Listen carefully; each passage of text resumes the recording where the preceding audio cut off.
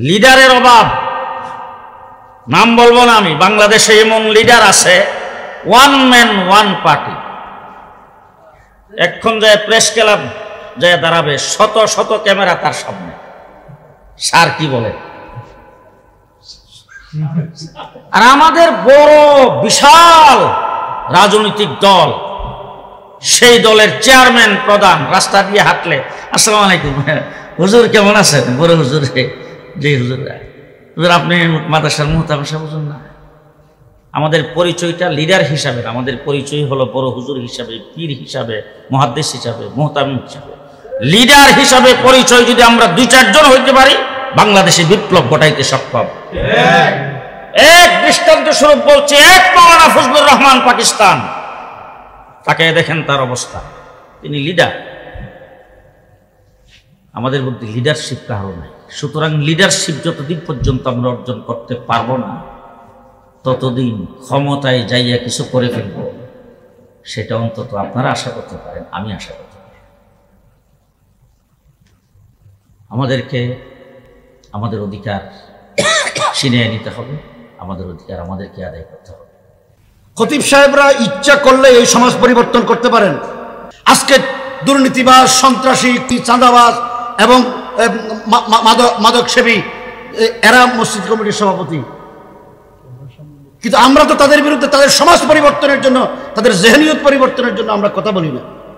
আমি সবাইকে বলবো না, কিন্তু সারা দেশে তো সফর করি, দেখি যে গদ বাঁধা কিছু কথা আমাদের খতিব সাহেবরা বলেন। সবাই না, এখান থেকে বেরিয়ে আসতে হবে। সমাজ পরিবর্তন হলে আজকে আমাদের খতিব সাহেবদের উপরে, ইমামদের উপরে, মুয়াজ্জিনদের উপরে যারা এই যে সমাজের দাগি আসামিগুলো ছড়ি কুটায়, সেটা কিন্তু পারবে না। শানে সাহাবা জাতীয় খতিব ফাউন্ডেশন কর্তৃক আয়োজিত আজকের এই জাতীয় কাউন্সিলের সম্মানিত সভাপতি, ইতিমধ্যে আমাদের মাঝে সম্মানিত প্রধান অতিথি বক্তব্য রেখে গেছেন। কথা সংক্ষেপ, শানে সাহাবা যে 11টি দাবি পেশ করেছেন, আমি এই 11টি দাবির সাথে সম্পূর্ণ একমত। তবে আমরা যারা আইম্মাই মাসাজিদ, খুতাবায়ে ইজাম এখানে আসি, সারা বাংলাদেশের যারা খুতাবায়ে ইজাম, আমরা মনে করি কিনা জানি না, তবে এদেশের জনগণ আমাদের নিয়ন্ত্রণে চলে। জুমার দিন ইচ্ছাই হোক অনিচ্ছাই হোক, সরকারি হোক বেসরকারি হোক, বিরোধী দলের হোক, সব মুসল্লি কিন্তু খতিব সাহেবের ইক্তেদা করে। জুমার বয়ান ইচ্ছাই হোক অনিচ্ছাই হোক শুনেন।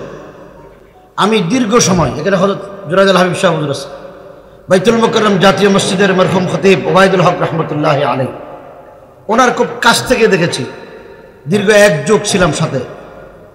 বাইতুল মুকাররম জাতীয় মসজিদে উনি মৃত্যুর দিন পর্যন্ত ওনার বেতন ছিল 6,500 টাকা।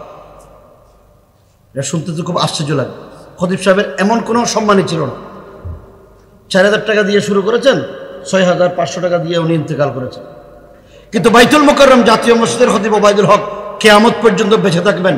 তার স্বাতন্ত্র বৈশিষ্ট্য এবং তার যে ব্যক্তিত্ব, যে আত্মমর্যাদাবোধ, সেটা নিয়ে তিনি বাইতুল মুকাররম ছিলেন।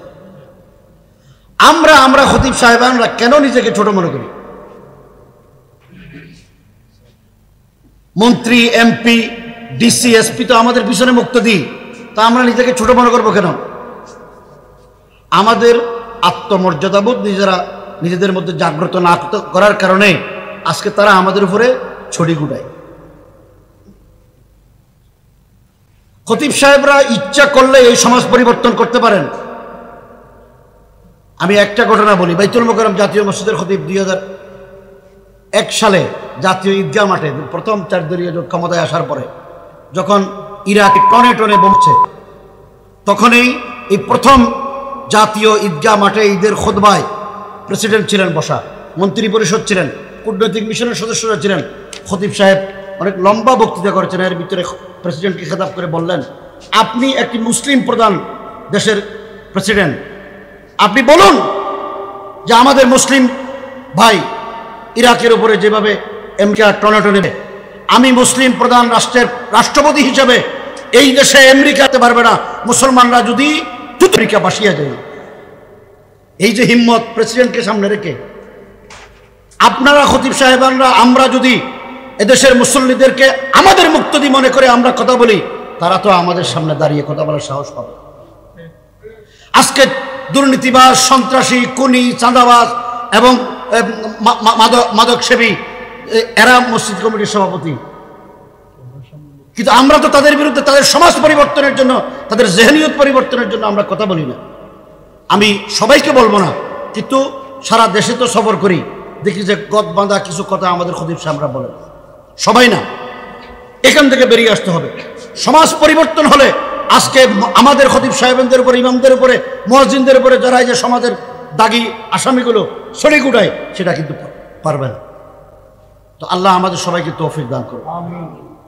ইমাম খতিব ফাউন্ডেশনদের আজকের যে উদ্যোগ, সেটাকে আমরা স্বাগত জানাই এবং আগামী দিনে আপনাদের পাশে আসি, থাকবো ইনশাআল্লাহ।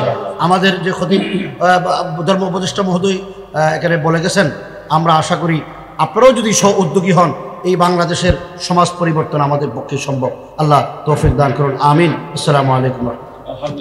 আমরা এই বর্তমান যে পরিস্থিতিতে আমরা খুব শীঘ্রই ক্ষমতায় চলব। সরকার আমরাই গঠন করব, পরিস্থিতির এরকম। আমি আজকে 48 বছর আমার রাজনীতির বয়স, 45 বছর আমার ওয়াজের বয়স। দীর্ঘদিনে আমি যে জিনিসটা বুঝেছি আমার এই ক্ষুদ্র জ্ঞান, সেটা হলো মুহাদ্দিস আছে, শাইখুল হাদিস আছে, মুহতামিম আছে, মুফতি আছে, মুফাসসিরে কোরআন আছে, বড় হুজুর আছে, আল্লাহর ওলি আছে, বুজুর্গ আছে, সব আছে, কিন্তু আমাদের মধ্যে কোনো লিডার নেই। আমি বাঙ্গাছড়া কয়েকটি কথাবার্তা বললাম, আপনাদের এই সংগঠন যেন আল্লাহ পাক কবুল করেন এবং এই সংগঠনের সুখে দুঃখে ইনশাআল্লাহ পাশে থাকব। আপনারা যখন আমার মতো একজন নালায়েকের দ্বারা কোনো সহযোগিতা যদি প্রয়োজন হয় মনে করেন আমার দ্বারা হবে, আমি ইনশাআল্লাহ করার চেষ্টা করব। আজকে যিনি সভাপতিত্ব করেছেন, দোয়া তো তিনি করবেন, এই হলো নিয়ম। সুতরাং দোয়া করে দেন। মুরব্বীদের জন্য আমরা আলহামদুলিল্লাহ রাব্বিল আলামিন, ওয়াসসালাতু ওয়াসসালামু আলা সাইয়্যিদিল মুরসালিন ওয়া আলা আলিহি ওয়া আসহাবিহি আজমাইন। ربنا آتنا في الدنيا حسنة وفي الآخرة حسنة وقنا عذاب النار. ربنا ظلمنا أنفسنا وإن لم تغفر لنا وترحمنا لنكونن من الخاسرين. ربنا لا تؤاخذنا إن نسينا أو أخطأنا. ربنا ولا تحمل علينا إصرا كما حملته على الذين من قبلنا. ربنا ولا تحملنا ما لا طاقة لنا به واعف عنا واغفر لنا وارحمنا أنت مولانا فانصرنا على القوم الكافرين. يا حي يا قيوم برحمتك نستغيث أصلح لنا شأننا كله ولا تكلنا إلى أنفسنا طرفة عين. اللهم حبب إلينا الإيمان وزينه في قلوبنا وكره إلينا الكفر والفسوق والعصيان واجعلنا من الراشدين. اللهم أرنا الحق حقا وارزقنا اتباعه وأرنا الباطل باطلا وارزقنا اجتنابه. اللهم زدنا ولا تنقصنا وأكرمنا ولا تهنا وأكرمنا ولا تهنا وأعطنا ولا تحرمنا وآثرنا ولا توسر علينا وارضنا وارض عنا يا كريم. ربنا تقبل منا إنك أنت السميع العليم وتب علينا إنك أنت التواب الرحيم برحمتك يا أرحم الراحمين. আলহামদুলিল্লাহ সম্মানিত আমাদের